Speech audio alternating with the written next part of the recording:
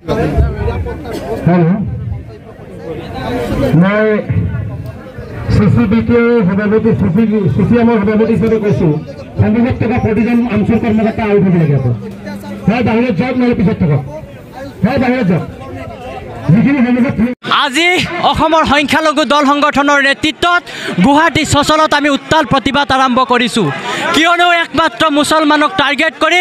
এইখন চৰকাৰে মুছলমানক আচলতে হাৰাশাস্তি দিব বিচাৰিছে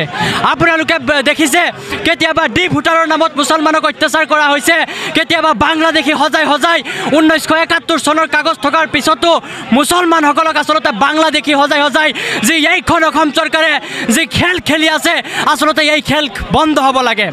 অন্যথা আমি আজি গুৱাহাটীত প্ৰতিবাদ আৰম্ভ কৰিছোঁ অন্যথা আমি দিল্লীৰ ৰাজপথত প্ৰতিবাদ কৰিবৰ কাৰণে আমি মুছলমান ৰাইজ প্ৰস্তুত আছোঁ আজি গুৱাহাটী চচলত আমি উত্তৰ পূৰ্বাঞ্চল সংখ্যালঘু ছাত্ৰ সন্থা নেমছু